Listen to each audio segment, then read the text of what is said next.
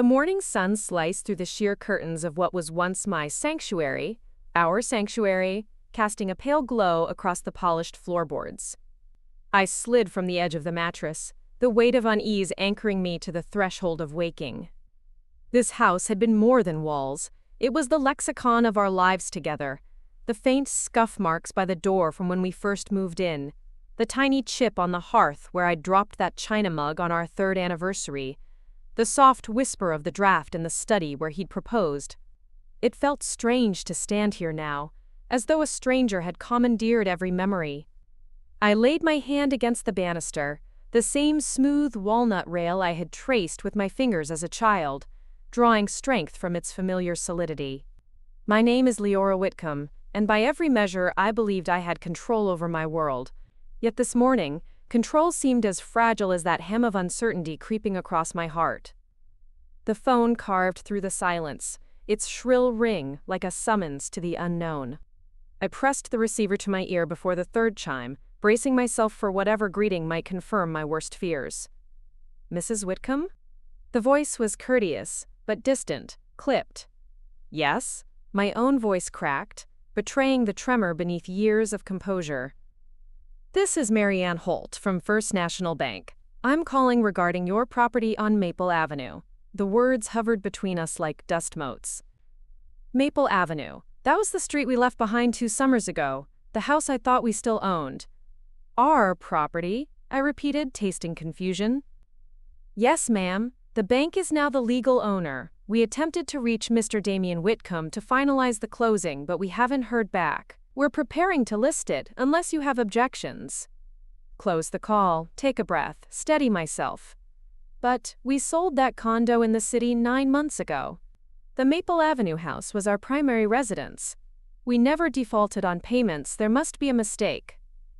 There's no mistake in our records, ma'am. I'm afraid the deed has passed. The receiver dropped from my hand as if I'd released a weight I could no longer bear. The gentle hush of the room pulsed in my ears. A chill crawled along my spine. I sank into the edge of the bed, the sheets cold against my skin. The world spun like a carousel rigged by deceit. How could Damien, my husband of 13 years, the man whose laughter had once filled these rooms, have turned our home over to a bank without so much as a whisper? Rising felt like climbing a mountain, but I could not stand idly by. I wouldn't let every memory, every milestone we'd built together, dissolve into an auctioneer's hammer. I threw on a silk robe and crossed the hallway to the study. The mahogany desk was strewn with unopened bills and manila folders. His folders, always his neat, precise handwriting labeling files. The ink looked foreign now. I sorted through them, discovering notices of foreclosure, bank statements I hadn't been CC'd on, property agreements filled with signatures I did not recognize. Damien's signature, I whispered, tracing the looped flourish. My chest constricted, betrayal settled in my bones. It was time to take action. If he had sold our home behind my back, then I would not only reclaim it, I would overturn his entire game. I dialed the number I never thought I'd call, my attorney, Margot Reyes. She answered on the second ring, her voice warm but taut with concern. Leora, tell me everything. 2 hours later, I had a file thicker than my old passport, documenting every irregularity in the sale, every unnotarized document, every breach of fiduciary duty. Margot's firm would challenge the deed, but even if we won, the bank would still hold the balance. The question remained, where would Damien be when the dust settled? I knew Damien would be in his new condo, 30 floors above the city he coveted, in the penthouse with its floor-to-ceiling windows that framed the skyline. The same skyline that once felt like a promise of dreams shared. Now I saw it as a stage, and I would be its lead actor. By noon, I'd arranged a meeting with the bank's board members. I arrived in tailored slate-gray power heels clicking against the marble floors. I felt the weight of every eye in the boardroom, curious, skeptical, amused, but I welcomed it. I would show them that I was not the powerless spouse they imagined. Thank you for meeting with me, I began, voice firm. The board chairman's gaze flicked to my file before settling back on me. Mrs. Whitcomb, you're aware the bank's position is final. However, we're open to hearing your proposal. A proposal, I nodded, unfolding the papers before me. I intend to purchase First National Bank. I watched their expressions morph from polite interest to incredulity. You wish to buy the entire bank? The chairman asked, arching an eyebrow. Yes. Silence thickened the air. My heart pounded. This was audacious, perhaps reckless, but it felt like destiny. The board whispered among themselves. Finally, the chairman leaned forward. Mrs. Whitcomb, we're a publicly traded institution. Acquisitions of this magnitude take time, capital, he paused, and extensive due diligence. I met his gaze with steady resolve. I have both the capital and the resolve. The room exhaled. Margins on spreadsheets danced behind blinking eyes. I laid out my plan. Raise equity, leverage assets, invite investors who thrived on bold victories. I spoke of community revitalization, of returning trust to customers, of proving that a family's bonds could outmatch cold finance. When I finished, the board sat in stunned silence. I closed my folder and rose. I look forward to your response. My heels clicked a rhythmic farewell as I exited. Outside, the sky was cobalt. Beautiful, limitless. I breathed deep. The first salvo had been fired. Tomorrow, they would decide if I had the mettle to confront an empire. Before we jump back in, tell us where you're from. If this story moves you, please subscribe. Tomorrow, I have a special story for you. I didn't sleep that night. Not truly. Sleep was an indulgence for those who felt safe in their skin, who trusted the four walls around them to stand guard through the shadows. I sat at the edge of the bed Damien once warmed, staring into the half-open wardrobe, our clothes still lined side by side like a museum of broken vows. Every so often, the wind rattled the window panes, reminding me that while everything I thought I owned was being siphoned away, the world kept moving, indifferent to the storm tearing through my life. I thought about the first time Damien and I had met, how he had walked into that lecture hall wearing ambition like a finely tailored suit. I'd fallen for the way his mind worked, the effortless charm he wielded to make me feel seen. But looking back, I wondered if I had ever really known him, or if he had simply been rehearsing a role that suited him until he found a better stage. The next morning, I showered away the stale scent of regret and pulled my hair into a tight knot at the nape of my neck. I dressed in a navy sheath dress, modest yet sharp, a silent promise to myself. They would not see me crumble. By 8, I was back in Margot's office, the city's pulse echoing through the tinted windows behind her. She pushed a cup of coffee across her massive oak desk toward me. "Are you ready for this?" she asked. Her voice carried that lawyerly blend of caution and steel. "I have to be." She tapped a pen against the thick file. "Your plan to buy out the bank, it's bold, but you know it's going to draw scrutiny. Damien's going to find out. He'll fight back." A flicker of anger warmed my chest. Let him. He started this game. He doesn't get to choose how it ends. Margot smiled faintly. Good. You'll need that fire. The rest of the morning blurred into a stream of calls, numbers, and negotiations. I met with 3 potential investors. A hedge fund CEO, whose shark-like grin gave nothing away. An old friend from university who ran a small private equity group and owed me a favor I intended to collect. And a local developer eager to sink his teeth into the bank's undervalued properties. Every meeting tested me.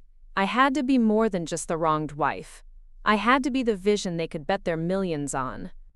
They wanted projections, contingency plans, reassurance that I had the stomach to sit at the table with seasoned predators. I gave it to them. At noon, I found a small corner cafe away from the bank's looming tower. I sipped bitter coffee from a paper cup and scrolled through my phone, half expecting a message from Damien. An apology, an explanation, a lie, anything. But the screen stayed empty. I called his number anyway, just to hear the voicemail. I needed to know how far gone he really was. "Hey, it's Damien. You know what to do." The arrogance in his voice grated against the fresh bruises on my heart. I didn't bother leaving a message. My phone buzzed. Margot again. Leora, there's something you should see. Check your email, now. I tapped open the attachment she'd sent, a photo of Damien, grinning like a schoolboy beside a blonde woman in a white silk blouse. They stood arm in arm on the balcony of the penthouse. My penthouse, or so I once believed. My hand trembled, nearly dropping the phone. A sour taste filled my mouth. The caption below read, "Local financier Damien Whitcomb celebrates new condo purchase with mysterious partner." Mysterious. Of course she was mysterious, because she'd been a secret. I stared at the photo, dissecting every pixel. Her hand rested possessively on his chest. He leaned into her. There was no awkward distance, no uncertainty. He had replaced me before he'd even signed the deed away.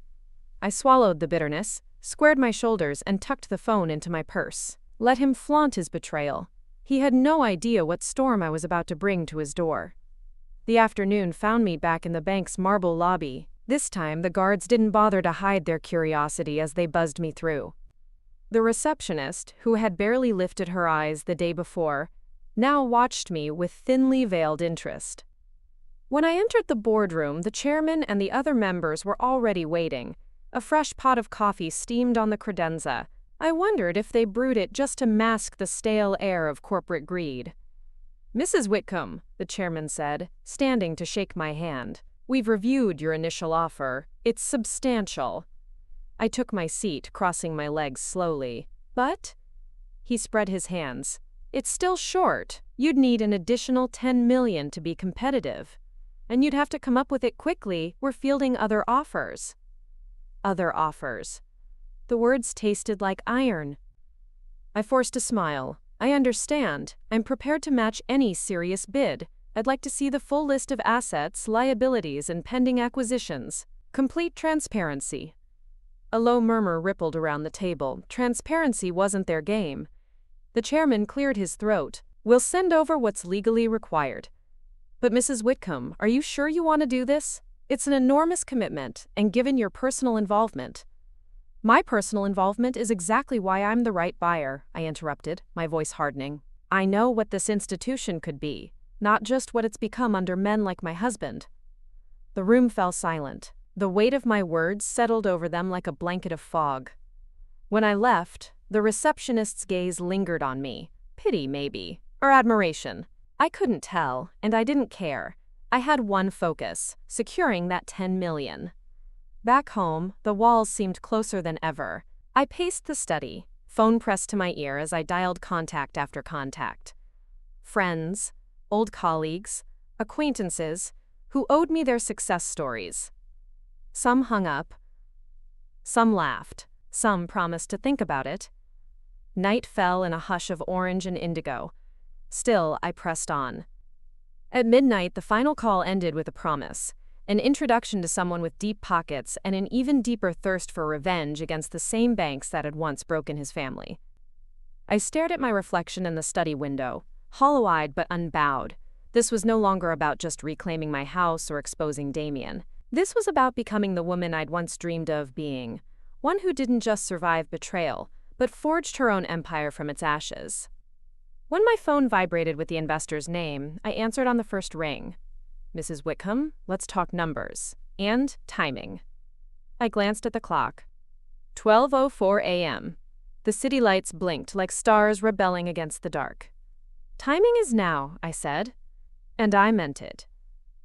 If there's a moment when resolve transforms into something harder, call it obsession, call it survival, it happened for me at exactly 2:17 a.m. when I hung up with the last potential investor. My throat was raw from speaking, my notes scattered like fallen leaves around the study floor, and still my mind churned like a turbine refusing to die. In that hush before dawn, the house felt less like a home and more like an echo of what it had once meant. The shelves lined with our wedding photos, the little keepsakes from our trips abroad, souvenirs from cities where I'd thought we were building a life together. All of it felt staged now, props in a tragic play whose ending I hadn't consented to. I leaned back in the leather chair, running my thumb over the ridge of my wedding band. It felt heavy. I slipped it off, balanced it in my palm, then tucked it into the top drawer. There would be time for mourning later. For now, I needed every inch of my focus to save what I could, then razz the rest to the ground if I had to. The next day bled into the next without pause. I met with the new investor, a man named Frederick Mercer, Freddie to his friends, if he had any left. He arrived at the cafe with a limp and a grin that didn't quite reach his eyes. Word was, his father's company had been devoured by predatory lenders during the last market crash. He'd been clawing his way back ever since. I liked him immediately. He didn't waste time on pity. "I hear your husband's a real piece of work," he said after we'd shaken hands. "Is that your polite way of asking why you should bet on me instead of him?" Freddie chuckled. "Not exactly. I already know why. Revenge is a powerful motivator. But so is profit. So tell me how you're going to turn this bank around." I laid out the plan as I'd rehearsed it 100 times. Restructuring its loan portfolios, shifting its investments away from volatile markets, building back community trust with fair lending practices. But I didn't hide the truth either. I told him this wasn't just business for me, it was a reckoning. By the time I finished, his coffee had gone cold. He sat back, drumming his fingers on the tabletop. "I like you, Leora, you remind me of my mother. Never took a punch, she didn't return threefold. I'll wire you the 10 million by tomorrow. But I want a seat on the board." Done. "And I want to be there when your husband figures out you're the one pulling the rug out from under him." "Trust me," I said, my voice like flint striking steel. "You won't want to miss it." The next 72 hours were a crucible. Every contact I'd ever made was tested. Margot barely slept, her office turned war room as we pieced together the final acquisition terms. I felt like I was balancing on a knife's edge. One slip, one bad faith leak, and Damien would get wind of this before I was ready. I had to see him, though. I needed to look him in the eyes and see if he would lie to my face the way he'd lied behind my back. I went to the condo tower he'd so proudly boasted about in his loan statements. The lobby guard raised an eyebrow but didn't stop me. Old habits die hard when you're used to being the wife. When the elevator doors parted on the penthouse floor, the smell of fresh paint and new money slapped me in the face. I could hear music inside, something upbeat and soulless. I knocked. Damien opened the door wearing a shirt I'd bought him for our last anniversary. The irony almost made me laugh. "Leora," he said, smile flickering, "this is a surprise." I took in the view behind him. The blonde was there too, draped across a sectional like a cat who'd just swallowed the canary. "Is it?" I asked, stepping inside without invitation. "We need to talk." He gestured toward the open kitchen. "I don't think this is the time." "Then you'd better make time." His new muse rolled her eyes but wisely retreated to the balcony. Damien poured himself a whiskey, neat, the same way he'd toast the closing of a big deal. I wondered if he'd used the same glass to toast the sale of our house. "Why, Damien?" I asked. My voice didn't break. I wouldn't give him that. He shrugged, the way you do when you're pretending the betrayal you committed was a casual oversight. It was an opportunity. The market was good. You'd have complicated things. "Complicated," I repeated. "Selling our home, our memories, without even telling me? And what about this?" I waved a hand at the condo, the city view that once meant hope. "Did you think I wouldn't find out?" He smirked. "What was I supposed to do, Leora? Wait around while you played housewife and pretended we were still building something together? I outgrew that version of us." A cold clarity settled in my bones. There it was, his truth, laid bare at last, and it didn't hurt as much as I'd feared. It made me sharper. I turned for the door. "Enjoy your view while it lasts, Damien." His brow furrowed. What's that supposed to mean? But I didn't answer. I let the elevator doors close on his confusion. Back at Margot's office, I signed the final papers under the wash of the afternoon sun. Freddie's wire came through, and just like that, I was on the cusp of owning the bank that held the keys to Damien's shiny new life. I called the chairman, my voice steady. "Tell your people we're done playing games. My offer stands. Take it or watch me take your clients one by one." There was silence, then a grudging laugh. "You're good, Mrs. Whitcomb. We'll see you tomorrow." When I left the building, I didn't feel the weight of the fight so much as the spark of something I'd almost forgotten I had in me: power. I slipped my ring into my purse, climbed into the back of my car, and watched the city lights flicker past the window like the start of a new constellation. Somewhere in that glittering skyline, Damien was raising a glass to his future. He didn't know the glass was already cracking from the inside. I smiled, not because I was cruel, but because for once in my life, I wasn't the one left standing in the ashes. I was the fire. And tomorrow, I'd light the match that would make him see it too. I woke up before the sun, the city's restless hum crawling through the window as if it couldn't wait to watch me move. My phone lay beside me on the pillow, its battery nearly dead from the endless emails, drafts, and calls that had kept me anchored in this strange space between exhaustion and exhilaration. I stared at the ceiling, fingers drumming the mattress. Somewhere in another bed, too white, too new, Damien probably lay sprawled without a care in the world. I wondered if he'd sleep so easily tonight. By 6, I was dressed. The mirror caught my reflection as I pinned my hair up. The same face he'd fallen for at that rickety college bar, but sharper now, eyes darker, edges honed by betrayal. I'd traded innocence for intent. When I arrived at First National Bank's downtown headquarters, Margot was already waiting in the lobby, clutching a battered leather briefcase. Her eyes met mine with a flicker of respect. It was subtle, but it meant everything. "You ready to become a banker, Leora?" she asked. I laughed softly. "I'm ready to own the place that thought it could own me." She squeezed my hand, then we walked toward the conference room where my future and Damien's comeuppance waited. Inside, the boardroom was painfully bright, morning sun glinting off glass and chrome. The chairman stood when I entered, his suit impeccable, his poker face better than most. But there was a shift in the air, tiny, but I could taste it. They knew I wasn't bluffing. They knew I'd come to finish this. I slid into my chair and placed my folder on the glossy table. Margot set hers down too, flipping through papers with crisp efficiency. I could feel their eyes on me, weighing, judging. Let them. "Mrs. Whitcomb," the chairman began, clearing his throat, "your final bid has been reviewed by the shareholders. It's aggressive, some might say risky." "Risk built this bank," I countered, calm and steady. "I'm simply redirecting it into something sustainable, something honest." A middle-aged board member leaned forward. "Your husband has reached out, you know. He's filed for an injunction, claims your purchase is an act of revenge, not sound business." I didn't flinch. He would say that. But he knows exactly what he did, and so do you. They shifted, uncomfortable. Good. The vote was called. One by one, hands raised, some reluctantly, others with a spark in their eyes that told me they'd rather bet on the lioness than the lion who thought he'd already won. It was done in minutes, but it felt like hours. The gavel came down. I was no longer just the wife he'd blindsided. I was the owner of the bank that secured the mortgage on his precious new condo. A condo that now had my name buried deep in its foundation, like a secret waiting to be unearthed. I signed the papers, each stroke of ink a promise to myself. Never again would I trust anyone to protect my life but me. Margot clasped my shoulder. "You did it. It's yours." I exhaled, the breath shaky but liberating.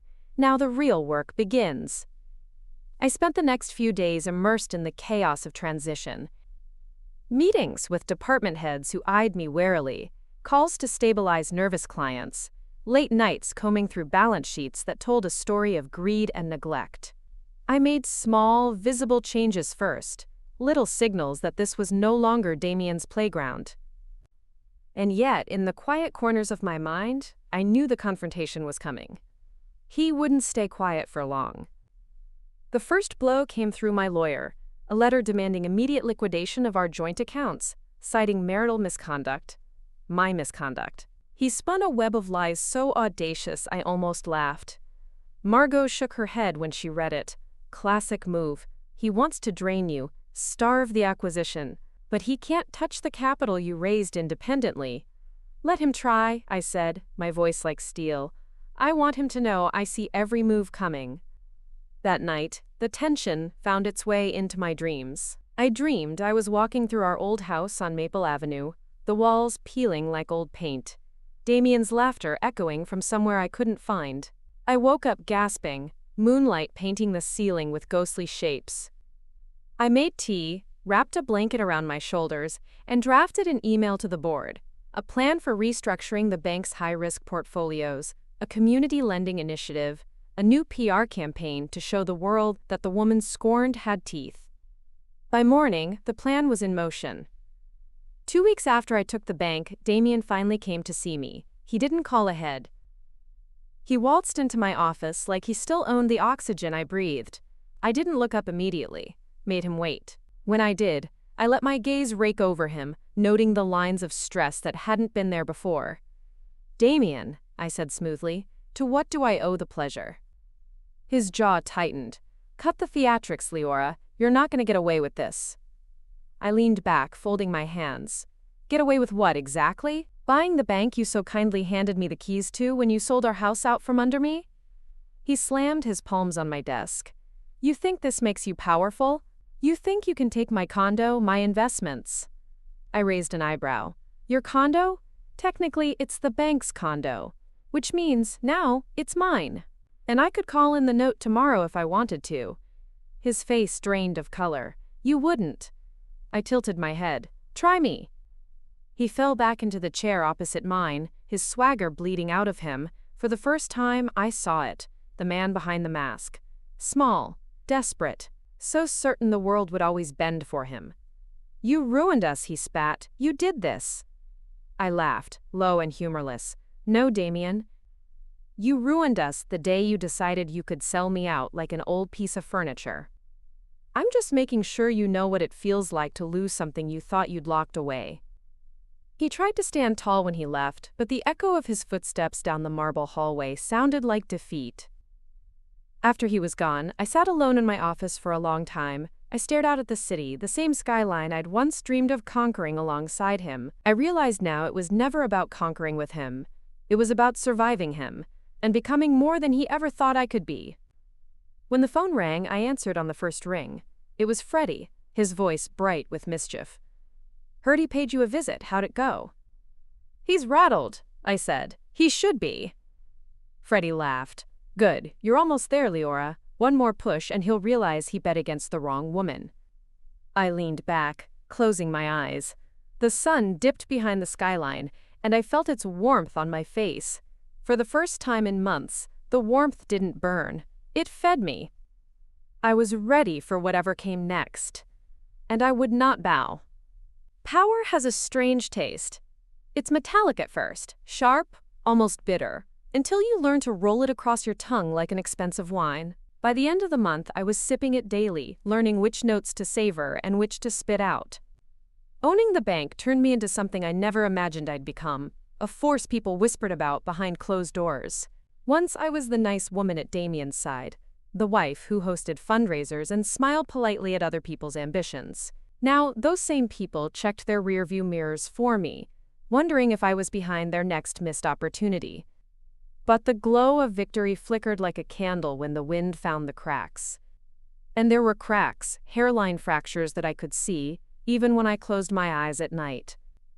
My days bled into each other. Meetings with compliance officers, early morning calls to Freddie and Margot, evenings spent in my glass-walled office poring over files by lamplight. I was rebuilding First National from its rotting foundation while holding off Damien's petty legal strikes like a queen with a battered shield. But beneath the triumph, a quiet truth pulsed. I couldn't hold this fortress alone forever. I was in my office one night, papers fanned out like a chaotic map, when Margot knocked once and pushed the door open. She looked tired. We all did. "Freddie wants to meet you," she said. "Tonight. He says it's urgent." I rubbed my temples. "Tell him I can't. I need to finish these loan reviews. The new board wants." She cut me off with a look that brokered no argument. "Leora, he's waiting at the rooftop bar of the Elmsworth. He wouldn't drag you out at midnight if it wasn't important." I nodded, gathered my coat, and braced myself for the night air. Outside, the city lights blurred past the car window. Somewhere above me, Damien was probably pouring poison into every ear that would listen. But he was slipping. I knew it. He'd overplayed his hand, and the dominoes were beginning to fall. Freddie sat at a corner table, nursing something dark and expensive. His face lit up when he saw me, but the humor in his eyes was edged with something I hadn't seen before: worry. "Bad time?" I asked, easing into the chair across from him. "Depends on your definition of bad," he said. He pushed an envelope across the table. I opened it. Inside were surveillance photos.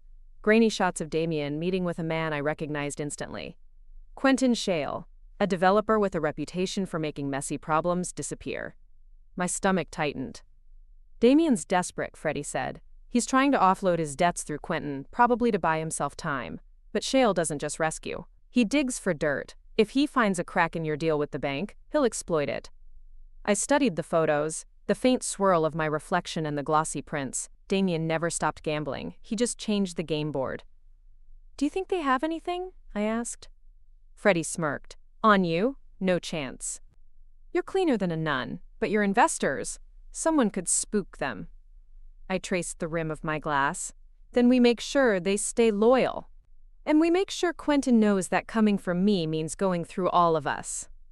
Freddie leaned in, his voice dropping to a conspiratorial hush. "You know what I love about you, Leora? You've got more spine than half the sharks in this city. But you're still playing fair. If Quentin makes a move, you'll need to decide how dirty you're willing to get." I met his gaze without blinking. "I'll get as dirty as I have to." The next few days were a blur of counter-strategy. Margot drafted cease and desist letters like she was writing grocery lists. Freddie pulled strings in places I didn't even know strings existed. I made personal calls to every investor, reassuring them that their money was safe, that I was safe. Still, the cracks widened. Whispers of a possible buyout began to circle, fueled by rumors Quentin's people planted like weeds. Late one evening, I sat alone in the lobby of my bank, the marble floor cold beneath my heels. I felt the weight of every brick, every mortgage, every promise I'd made to the people who believed in me. It was then that Damien showed up again, as if he could smell my weakest moments. He didn't come alone this time. The blonde from the condo hovered behind him, her expression blank, a pretty ornament to his rotting charm. "Hello, Leora," he said, voice syrupy. "Long night?" I didn't stand. "Get out!" He tutted. "Is that any way to greet your husband?" "We still have paperwork, you know, community property and all that." I rose then, slowly. "What do you want, Damien?" He moved closer, his cologne cloying. "I want you to sell. Liquidate the bank. Take your pretty little payout and run. I'll make sure you land on your feet."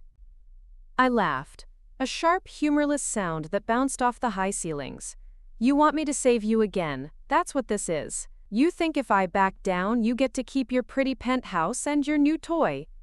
His smile faltered. "This won't end well for you, Leora. Quentin plays rough. I'd hate to see you dragged through the dirt." I stepped into his space, close enough that I could see the panic flicker behind his eyes. "You already dragged me through the dirt, Damien, and guess what? I found diamonds down there." His face reddened. He hissed, "You're bluffing." I tilted my head. "Try me." He spun on his heel, yanking the blonde along with him like a dog on a leash. I watched them disappear into the night, a tangle of cheap threats and cheaper promises. Margot found me there an hour later, still staring at the door. "He'll push harder now," she said, voice gentle. "I know. You ready for that?" I met her eyes, a slow smile unfurling. "More than ever." We walked out together into the dawn light, my mind already racing ahead. I would meet Quentin. I would stare him down, just like I did with Damien. I would remind every man in this city that I was no one's leftover. And when the dust settled, they'd learn what a woman who'd lost everything and found herself in the wreckage was truly capable of. I didn't wait for Quentin Shale to come to me. If there's one thing I'd learned from watching Damien, it's that power doesn't beg for a seat at the table. It builds its own table and dares the world to pull up a chair. 3 days after Damien's visit, I arranged a meeting with Quentin in the dim backroom of an exclusive steakhouse, the kind of place where deals are sealed with handshakes and betrayal seeps into the walls like cigar smoke. The air reeked of old money and older secrets. Quentin arrived with his signature arrogance. Pressed charcoal suit, a tie so red it looked like fresh blood, and a smirk that said he was used to devouring people like me for lunch. "Mrs. Whitcomb," he drawled, sliding into the booth across from me. "Or should I say Ems? I lose track of your ever-evolving status." I didn't flinch. "Leora.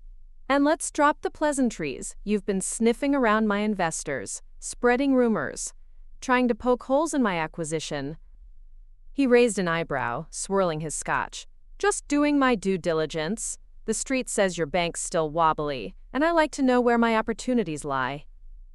I leaned forward, voice low and steady. "Here's what you need to understand, Quentin. I don't care about your street gossip. I don't care about your backroom games. You come for me, you'd better not miss. Because when I push back, I don't stop." He laughed, a cold, mirthless sound. "You think you scare me?" "I don't need to scare you," I said. "I need you to know that every secret you've ever buried, I'll dig it up. I'll turn your clients against you. And I'll do it wearing the same smile I used when I married the man who thought he could sell me out." The grin faded from his face. For a moment, the mask slipped, and I saw the predator beneath flinch. "You really think you can win this?" he asked, voice softer now, edged with something that might have been respect. I shrugged. "I don't need to win. I just need you to lose more than you can afford." We sat in silence after that, two apex predators weighing the cost of the next strike. In the end, Quentin tipped his glass to me. "Fair play, Leora. Let's see who blinks first." Outside, the night air was heavy with the threat of rain. I pulled my coat tighter, the street lamps casting fractured shadows on the sidewalk. Each step back to my car felt like a declaration. I am not the same woman who once stood by and let things happen to her. I make them happen now. Back at the bank, the days turned into a siege. Quentin didn't back down, but he didn't come at me directly again either. Instead, his whispers multiplied. Rumors about my investors, old debts, allegations of fraud that had no teeth but left bruises anyway. Some of my backers grew skittish. I spent long nights on the phone, calming nerves, reinforcing promises. Freddie became my shadow, his off-color humor a balm against the endless waves of doubt. And Damien? He was a ghost, appearing only in legal briefs and tabloid snippets. Word got around that his new girlfriend was starting to realize what a hollow kingdom she'd climbed into bed with. Part of me felt pity for her. Most of me didn't. Then, one Thursday morning, the news broke. Quentin's people had bought out one of my smaller investors. Not just bought them out. Swallowed them whole. Their stake in my bank, now a bargaining chip, Quentin planned to wave like a knife at my throat. I sat in my office, staring at the headline on my screen. The walls felt closer than ever. Margot came in, her expression grim. "He's going to call for a special shareholders vote," she said. "If he can sway enough people, he could push you out. He doesn't need a full majority, just enough doubt." I pinched the bridge of my nose, the first prick of a headache burrowing deep. I built this place back up. I gave it a future. And now he wants to gut it for parts. Margot sat across from me. "You knew this would get ugly." "I didn't think it would get this personal." She tilted her head, her eyes sharp. "Leora, look at me. This was always personal. He's not just coming for your money, he's coming for you. For the story you've become. The one that makes men like him look weak." I met her gaze and something settled in my chest. A cold, burning certainty. Then I make sure he can't touch me. Or this bank. That night, I made the hardest calls of my life. One by one, I asked my most loyal backers to double down. I offered them stakes in new community projects I was launching under the bank's banner. I showed them numbers, projections, my plan for the next 5 years, 10 years. Some took convincing, some didn't, but by dawn I had enough signatures to shut Quentin out. Freddie called when the last paper came through. "You did it," he said, his voice a grin over the line. "He can't touch you now." I leaned back in my chair, exhaustion tugging at my eyelids. "It's not over. Damien's still out there, he'll find some new angle." Freddie snorted. "Then let him. You've got a fortress now. And an army. He can throw pebbles at the gates all day." But as I ended the call, a different thought clung to the edges of my mind. What if the fortress wasn't enough? What if the real power wasn't in the walls, but in what I was willing to do outside them?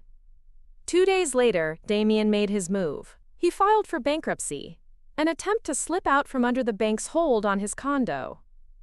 On paper, it looked like a masterstroke. In reality, it was his last gasp. I didn't send lawyers. I didn't send Margot. I went myself. I found him in the penthouse lobby, signing papers while his new girlfriend sat on a designer chair, her expression distant. He looked up, startled, as I approached. "Leora, come to gloat?" I didn't smile. "No, I came to watch you lie to yourself one last time." He opened his mouth, some slick line on his lips, but I cut him off. "You think bankruptcy will save you? The bank still holds your debt. And guess who owns the bank, Damien?" His face blanched. "You wouldn't." "I will." I stepped closer, my voice a whisper only he could hear. "You sold our home like it was nothing. Now you'll watch me sell this place from under you. And when you're done crawling through court, maybe you'll finally understand what it means to lose something you thought you'd buried." He sagged back into his chair, all the fight draining from him. It wasn't satisfying, not really, but it was closure.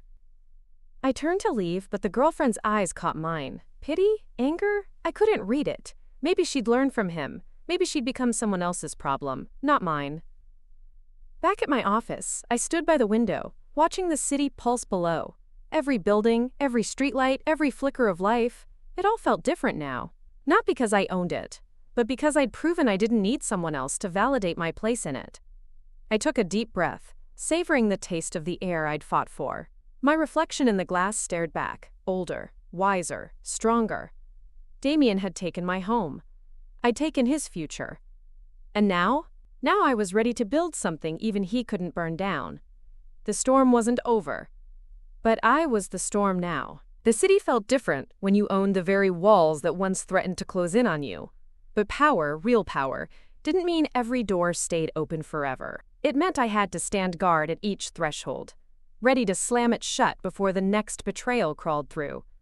It had been 2 weeks since Damien's bankruptcy stunt collapsed. 2 weeks since Quentin had gone silent, licking his wounds. 2 weeks since I'd stood in my office window, telling myself that the worst was behind me. But the thing about building something from the ashes is that you have to keep the flames from catching again. Margot and Freddie were at the bank before dawn most days, coordinating the cleanup. Some of Damien's old cronies had tried to bury bad loans in the paperwork, hoping I'd be too distracted to notice. But I was never distracted anymore. If betrayal had taught me anything, it was to read the fine print. Still, one afternoon, as I sifted through the final audit reports, I found something that made my pulse skitter. A shell company. One I didn't recognize. One that, if my eyes weren't lying, held an alarming stake in one of our high-yield community loans. I called Freddie immediately. "Does the name Alderson Holdings mean anything to you?" Silence on the line, then a hiss of air. "Where'd you see that?" "In the Evergreen Project files.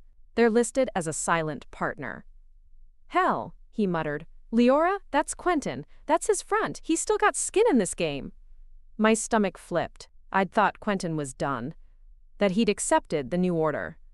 But men like him didn't accept defeat. They bided their time, planting seeds in the cracks you forgot to seal. That night I didn't sleep. I sat at my desk under the low hum of the city, reading every file, every line item, tracing every dollar back to its source. The deeper I dug, the clearer it became. Quentin wasn't just playing the long game. He was betting on me to get tired. He thought I'd soften. He thought I'd look the other way to keep the peace. He didn't know me at all. By morning, I had a plan. It wasn't pretty, it wasn't safe, but it was mine. Margot tried to talk me out of it. "Leora, you fought too hard to get here. If you push Quentin now, he'll push back, and he'll do it in ways you can't control." I looked at her, the woman who'd been my anchor through every hurricane. If I don't, this bank is never truly mine. It's just another piece on someone else's board. I'd rather burn it down than let him think he can hold the match. Freddie, for once, didn't joke. He just handed me a folder with addresses, dates, names. "If you're doing this, do it right, and do it fast." I confronted Quentin in his own fortress, a mirrored office suite 30 floors above the city, so pristine it looked like no one had ever done an honest day's work inside it. His secretary tried to block me. She failed. He looked up from his desk, the king in his glass castle. "Mrs. Whitcomb, this is becoming a habit." "Drop the act," I said. I tossed the folder onto his desk. It fanned open, pages spilling like blood from a wound. "You thought you could hide Alderson Holdings in plain sight? You thought I wouldn't find it?" Quentin's smirk flickered. "You're paranoid. It's business, Leora. Everyone hedges their bets." I leaned forward, voice ablade. "You think you can siphon my work from under me? You think you can profit off my name while you wait for me to fail?" He spread his hands, mock innocence draped across his shoulders. "Your investors don't care, sweetheart. They just want returns." I smiled then, slow, sharp. "Then I'll show them a return they'll never forget. I'm buying you out." His bark of laughter echoed off the marble walls. "You can't afford it." "I can. And I will. Because the moment I do, every one of your other shady investments gets dragged into the light. And you? You become a liability no one wants to touch." His eyes narrowed. "And if I say no?" I stepped back, every word a hammer. "Then I burn Alderson Holdings to the ground, publicly, loudly. And I take you with it." He watched me for a long moment, the clock on the wall ticking like a judge's gavel. Then, slowly, he leaned back, a smile curling his lips. Not of victory, but of recognition. "You're good, Leora. Better than I gave you credit for." "Better than Damien ever dreamed," I shot back. He laughed once. "Deal. Have your lawyer draft it up. But remember, when you play this hard, you make enemies you can't see." "I'll sleep just fine," I said, already turning for the door. "You should try it sometime." By the end of the week, Alderson Holdings was mine, and with it, every tie Quentin thought he could twist into a noose around my neck. I tore up the contracts that served no one but him. I redirected the funds into real community initiatives, the ones we'd promised when this all began, the ones that mattered. It should have felt like the end, but endings are messy things. They bleed into the next beginning whether you want them to or not. That night, I walked through the empty corridors of my bank. It smelled like fresh paint and stale coffee, signs of life trying to root itself in the ashes of old mistakes. I paused at the old vault door, running my fingers along its cold steel edge. I thought of Maple Avenue, the little scuffs by the stairs, the draft in the study, the way I used to wake up thinking my world was safe. It wasn't safe now, but it was mine. Freddie called just after midnight. "You did it! Quentin's done! The papers are signed. He's out." I leaned against the vault, the relief so heavy it almost buckled my knees. "Thank you, Freddie, for never letting me forget who I am." "Who you are, Leora," he said softly, "is a woman no one will ever sell out again." I hung up, my reflection staring back from the polished vault door, stronger, sharper, unapologetic. Tomorrow, the headlines would say I'd won. They'd say I'd buried every ghost that ever haunted me, but I knew better. You don't bury ghosts, you learn to live with them. And you make damn sure they know who's in charge. The first Monday after the Quentin buyout dawned gray and restless. Rain streaked my office windows, painting the skyline in watercolor bruises. But I felt no chill as I stood there, palms pressed to the glass, watching the city below. My city now. Every street and alley, every hidden corner that once made me feel small, now felt like veins pumping life into this new version of me. I'd slept maybe 3 hours. The rest I spent mapping my next moves, my thoughts stitched together with late-night coffee and the constant beat of my own pulse reminding me that survival was no longer enough. Not now, not after what I'd fought to reclaim. The door clicked open behind me. Margot stepped in, shaking rain from her umbrella. She looked exhausted, but there was a glint in her eyes that matched my own. "You know," she said, setting her files on my desk, "most people would take a vacation now, celebrate, catch their breath." I turned, letting my hands fall to my sides. What would I even do on a vacation? Lie on a beach pretending this isn't waiting for me when I get back? She smiled tightly. "I figured you'd say that, so I did the next best thing." Margot flipped open a folder and slid it toward me. It was thicker than I expected, pages and pages of loan agreements, deeds, old records. The heading read, Everway Capital. One of the oldest loan packages First National still held, a nest of tangled debt that had been festering long before Damien's betrayal. "What am I looking at?" I asked. "Your next battle," she said. Everway was Damien's playground. He used shell companies to bury high-risk loans in there for years. You've got leverage now, but there's rot in the basement. If you don't clear it out, it'll find you again. I skimmed the pages, each signature and forged date a fresh slap to my old trust. So we burn it down. Margot raised an eyebrow. That easy, huh? There's a lot tied up in here, Leora. Small businesses, homeowners, people who had no idea they were part of Damien's schemes. If you go scorched earth, they go down too. Her words sat heavy in my chest. I had promised myself that when I took this bank, I'd build it back right. But what did right look like when every corner you turned revealed more decay? Give me 24 hours, I said. I want to meet them. Margot blinked. Who? The people caught in this mess. I want to look them in the eyes before I decide whether to tear their lives apart to save mine. The next day, I traded my power heels for boots and my boardroom for living rooms and storefronts. Margot drove us through streets, slick with rain, my Everway file a constant weight on my lap. Our first stop was a neighborhood bakery, an old, narrow shop that smelled like cinnamon and warmth even through the downpour. Inside, the owner, Rosa Martinez, greeted me with flour-dusted hands and eyes that still held hope, despite the final notice tacked to her counter. "Mrs. Whitcomb?" she asked. "I didn't think people like you came to places like this." "People like me," I repeated softly, glancing around at the faded family photos on the walls. "I used to be people like you, Rosa. I just didn't know it yet." She told me her story in halting English, how she'd trusted the old bank's promises, how the loan had ballooned behind fine print she couldn't read, how every month she scraped together enough to keep the ovens running but never enough to get out from under the weight. "If you close Everway," she said, her voice small, "what happens to us?" I didn't have an answer, not yet. Each stop told the same story. A mechanic who'd remortgaged his shop 3 times, an immigrant couple who ran a tiny market to pay for their daughter's medical bills, a retired teacher whose reverse mortgage kept her in her childhood home but chained her to the bank forever. By sunset, the inside of the car felt like a confessional. I watched the rain chase itself down the windows, my mind replaying each face, each story. Damien hadn't just betrayed me, he'd betrayed them too. Back at my office, Margot dropped her keys on my desk. "So, you still want to scorch it?" I sank into my chair, the folder heavy in my lap.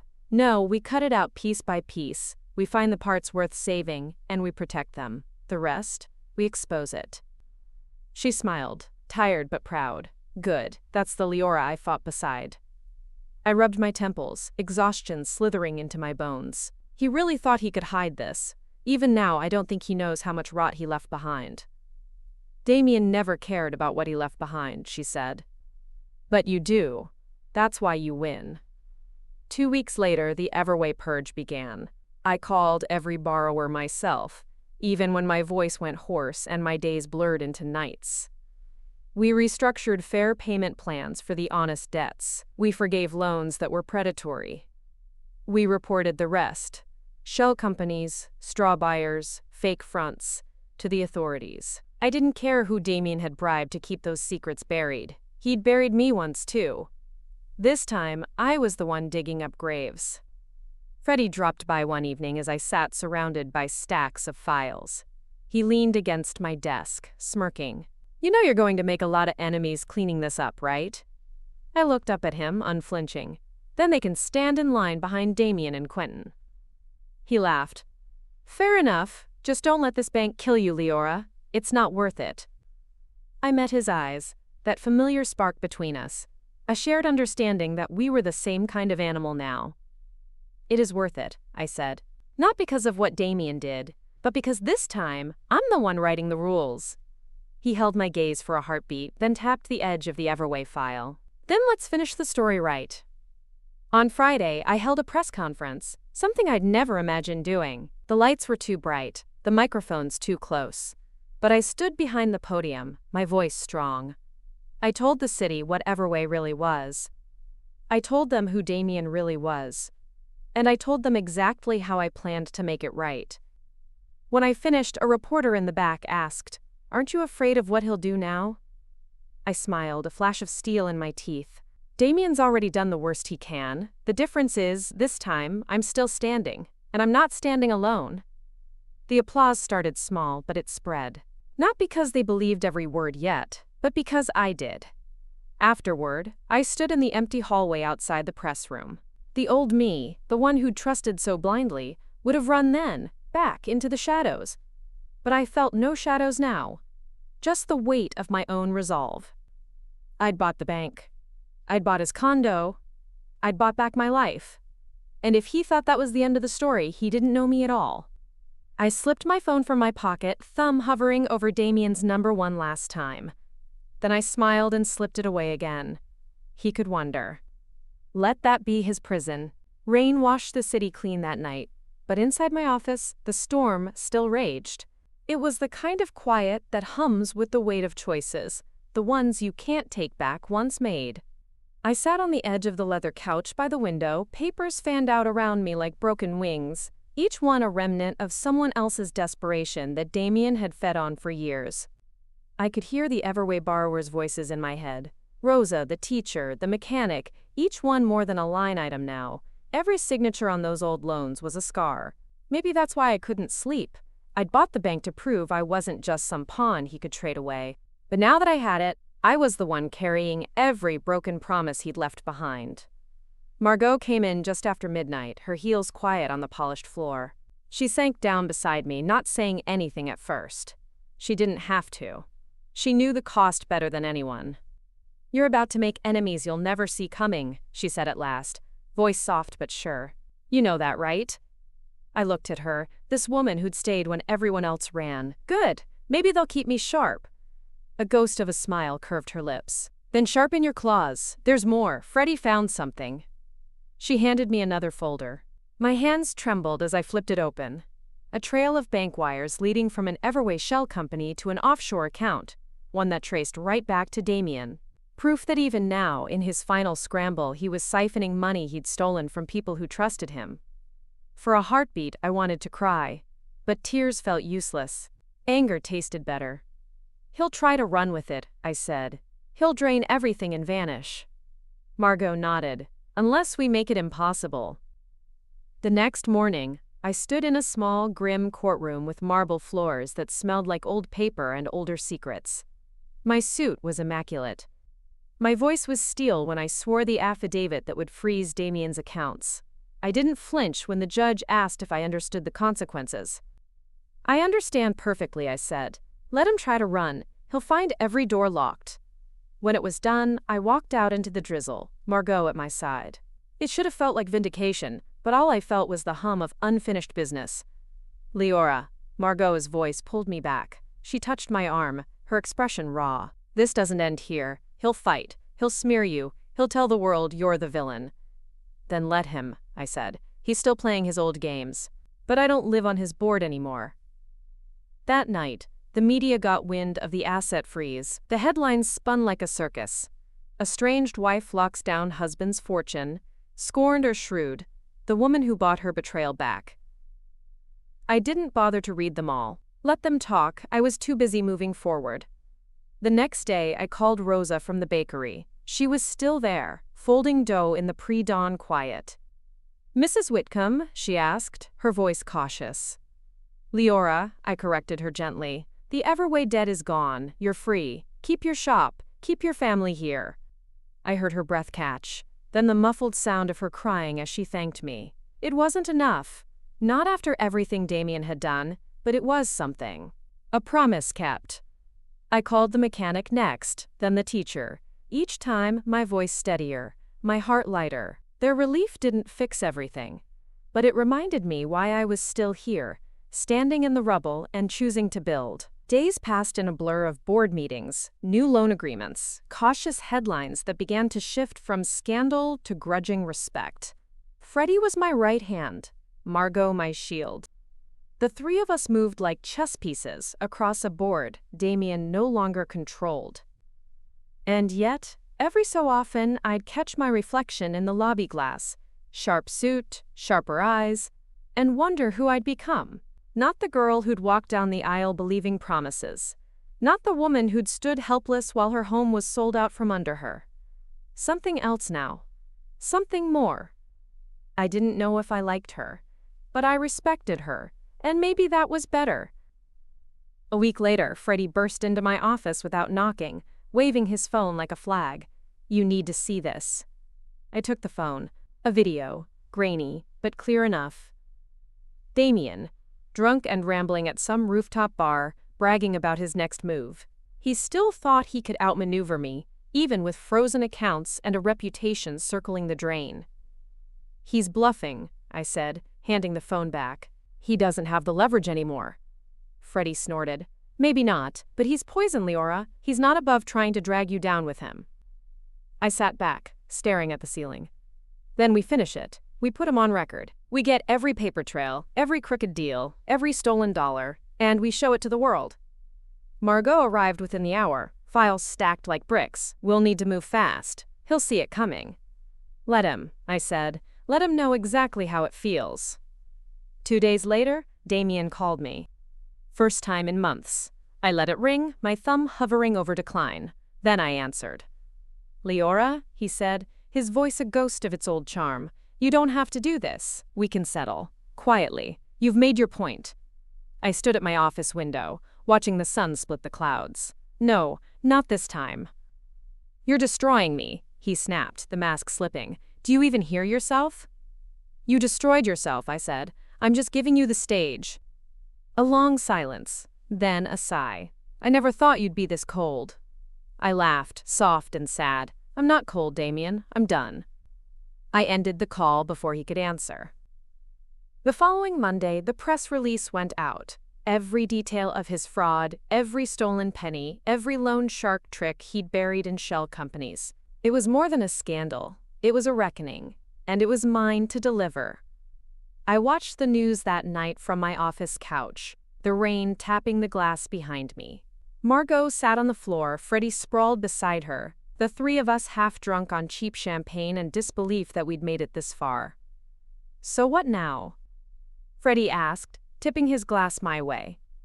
I thought of Maple Avenue, the house that started all this, the woman I'd been, the woman I'd become. "Now," I said, "we build something worth every scar." And in the glass behind me, I saw the city, mine now, truly. Not because I owned its bricks or its bank accounts, but because I owned myself. Finally. And this time, no one could sell me out again. It's funny how the world keeps turning, even when you stand in the eye of your own storm. After the press conference, the news cycle feasted on Damien's downfall like vultures on a carcass. His face splashed across headlines. Asterisk financier's empire collapses under wife's takeover. While I walked through my bank's marble lobby like I'd never seen any of them before. The whispers were different now. They weren't mocking or pitying. They were careful, respectful, fearful, maybe. I'd become the cautionary tale for every man who thought a woman's loyalty came without limits. But power has a cost, and even as I stood at the pinnacle of what I'd built, I felt the weight of it settle in my bones. The phone never stopped ringing. Investors wanted reassurance. Community leaders wanted promises. And at night, when the office emptied out, I'd stand at the windows, the city lights flickering like distant stars, wondering if I'd traded one kind of prison for another. Margot was the first to say it out loud. "You look like you're waiting for the next blow," she said one night as we sat across from each other in the tiny kitchen behind my office. I poured more tea, ignoring the tremor in my hands. "Because I am. People like Damien don't stay down forever." She cocked her head. "But what if he does? What if you won?" "Then I have to figure out who I am when I'm not fighting him," I said. And that was the truth that haunted me more than any headline. I didn't know what peace looked like anymore. The next few weeks brought more headlines, more threats buried in legalese. Damien filed motion after motion, all of them thrown out as fast as his lawyers could draft them. But it was the silence between the skirmishes that felt like coiled wire under my skin. One Friday, Freddie dragged me out of the building. "You need air," he said, "and maybe food that didn't come out of a conference room." We ended up in a hole-in-the-wall diner on the edge of the city. The booths were cracked vinyl, the coffee burnt, but the hush was a welcome reprieve from the marble floors and boardroom chatter. "How long are you going to live like this?" he asked after we split a plate of fries. "Like what?" He gestured around. "Like every day is the next battle. You buried Damien, you gutted Quentin. There's nothing left to fight, Leora." I pushed a fry across my plate. There's always something left. Freddie leaned back, studying me. "When's the last time you saw Maple Avenue?" The words landed like a punch to the chest. "Why would I? It's gone." "Not gone," he said. "Just not yours anymore. But maybe it's time to see it." I didn't answer him that night. But when the sun rose the next morning, I found myself driving down streets I hadn't seen in years, past the coffee shop where Damien and I had planned our future, past the park bench where he'd promised me forever, and then there it was, the house, our house. The new owners had painted the shutters a bright blue. The flower beds were a riot of color.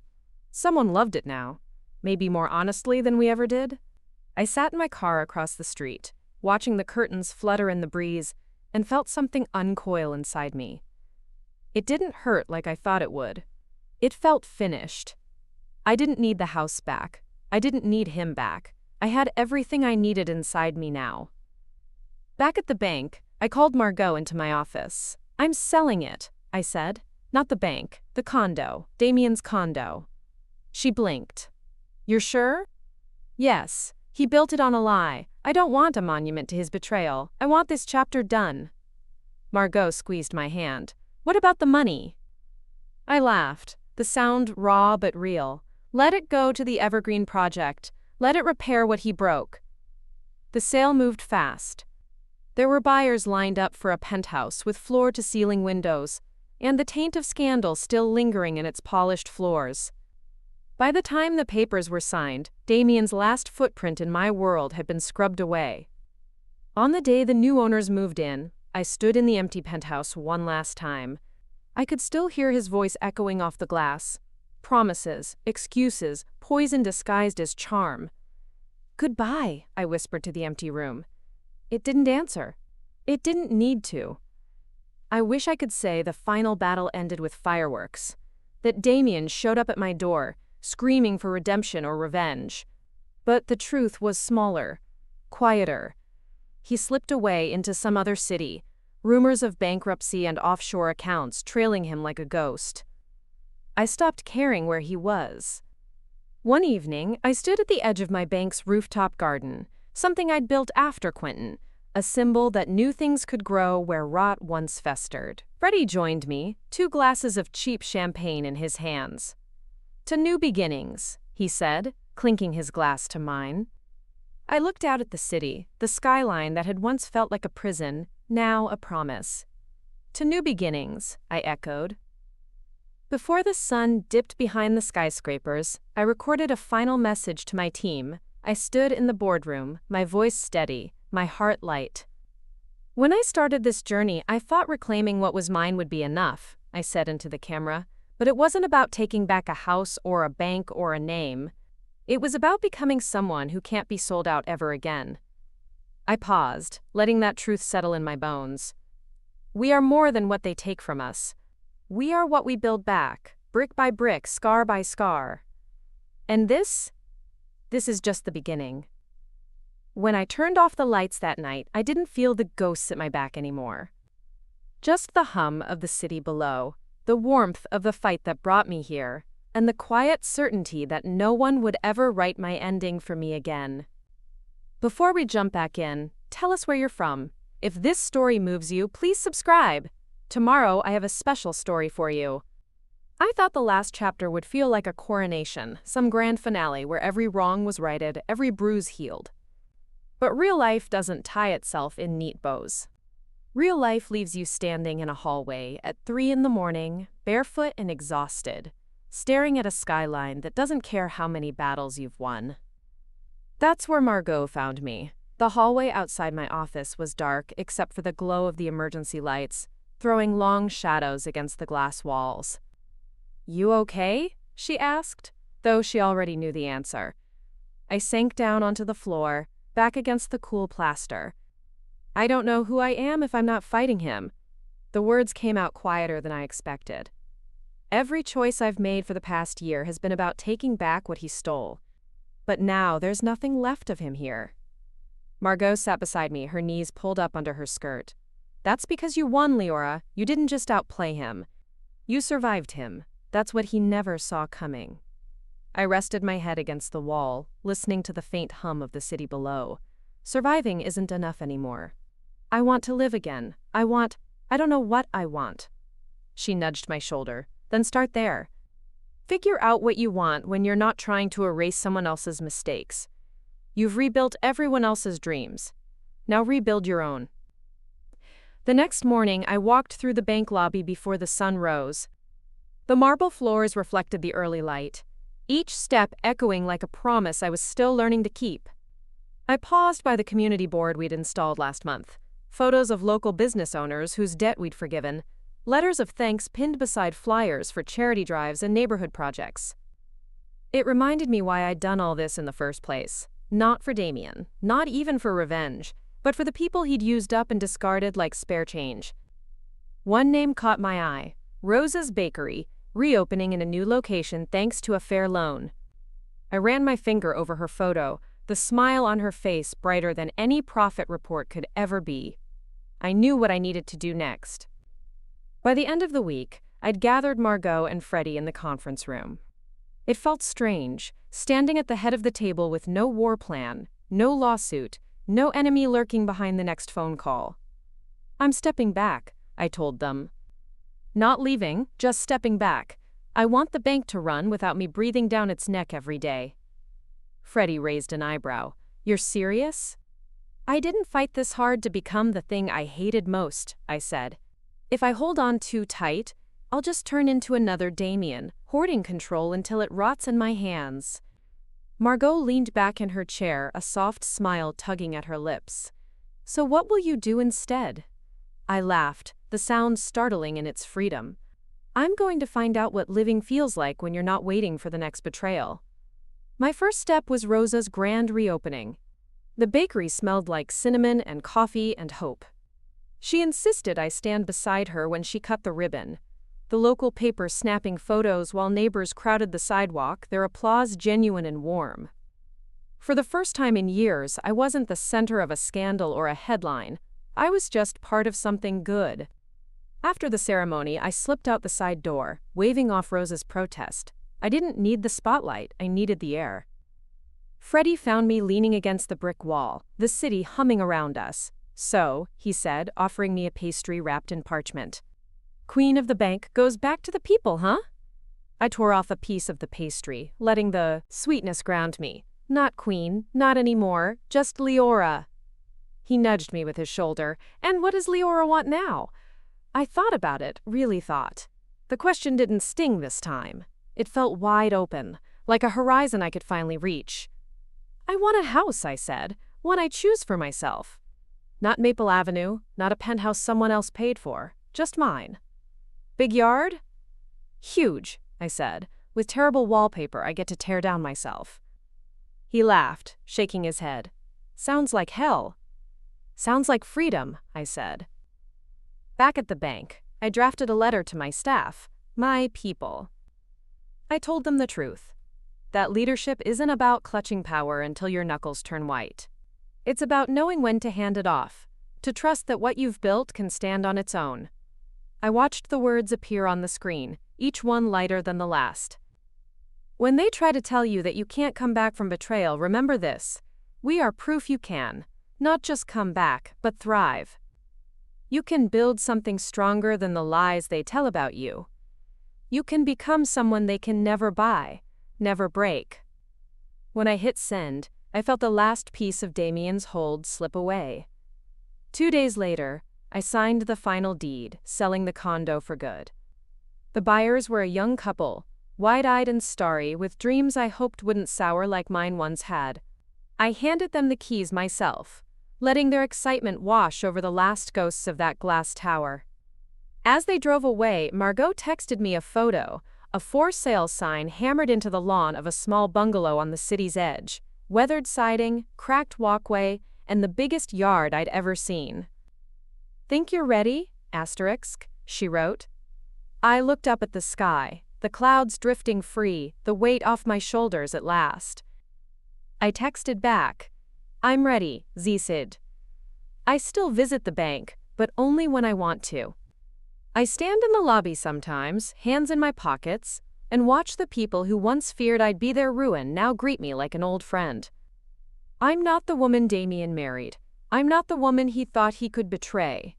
I'm not the woman who fought tooth and nail just to stand alone in a penthouse he never earned. I'm just Leora. And that's more than enough." Outside, the city keeps moving, unbothered, unbroken, and so do I. The first night in my new house felt like the world exhaling around me. No marble floors, no glass walls that turned every secret into a reflection.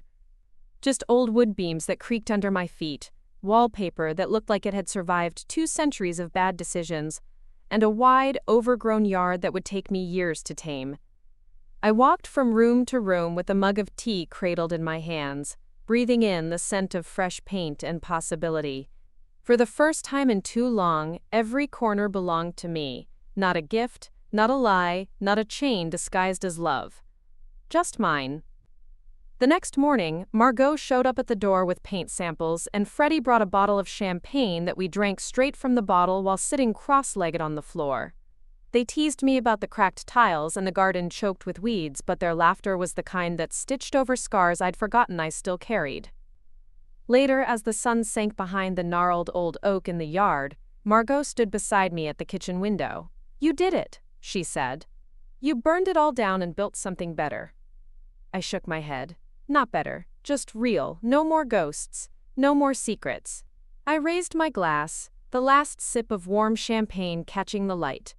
To all the pieces, we refused to let anyone sell again. We clinked glasses and let the silence settle between us. Soft, peaceful, earned. But peace didn't mean the fight was over. Peace, I realized, was a decision you made every day, in every choice, not to let the old wounds dictate who you'd become. I still visited the bank, though now I slipped in like a phantom. I'd watch from the lobby as Rosa brought pastries for the tellers, as small business owners chatted with the loan officers I'd hired for their compassion, not their greed. I'd sit in the old boardroom, my boardroom once, tracing my fingers over the table I'd slammed my palms on so many times, reminding myself why I'd fought so hard to reclaim it. Sometimes people still asked about Damien, where he went, what he'd done next, if he'd crawled back out from whatever rock he'd slipped under. I never answered. Not because I didn't know, but because it didn't matter anymore. He could run as far as he wanted, but he'd never outrun the truth. He'd never outrun me. I planted the first flower bed myself that spring. My knees in the dirt, nails caked with soil. I thought of Maple Avenue and all the hours I'd spent believing a house made a home. I thought of the penthouse, polished and cold, a shrine to everything I'd been told I should want. And I thought of this little house, its broken steps and wild garden, how it felt like freedom because it asked nothing of me but to stay, to belong on my own terms. Spacey Have, the first night in my new house, felt like the world exhaling around me. No marble floors, no glass walls that turned every secret into a reflection, just old wood beams that creaked under my feet, wallpaper that looked like it had survived 2 centuries of bad decisions, and a wide, overgrown yard that would take me years to tame. I walked from room to room with a mug of tea cradled in my hands, breathing in the scent of fresh paint and possibility. For the first time in too long, every corner belonged to me, not a gift, not a lie, not a chain disguised as love. Just mine.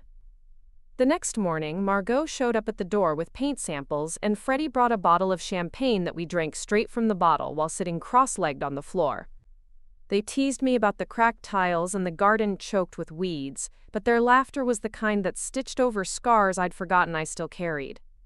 Later, as the sun sank behind the gnarled old oak in the yard, Margot stood beside me at the kitchen window. "You did it," she said. "You burned it all down and built something better." I shook my head. "Not better, just real. No more ghosts, no more secrets." I raised my glass, the last sip of warm champagne catching the light. "To all the pieces we refuse to let anyone sell again." We clinked glasses and let the silence settle between us. Soft, peaceful, earned. But peace didn't mean the fight was over. Peace, I realized, was a decision you made every day, in every choice not to let the old wounds dictate who you'd become. I still visited the bank, though now I slipped in like a phantom. I'd watch from the lobby as Rosa brought pastries for the tellers, as small business owners chatted with the loan officers I'd hired for their compassion, not their greed. I'd sit in the old boardroom, my boardroom once, tracing my fingers over the table I'd slammed my palms on so many times, reminding myself why I'd fought so hard to reclaim it. Sometimes, people still asked about Damien, where he went, what he'd done next, if he'd crawled back out from whatever rock he'd slipped under. I never answered, not because I didn't know, but because it didn't matter anymore. He could run as far as he wanted, but he'd never outrun the truth, he'd never outrun me. I planted the first flower bed myself that spring.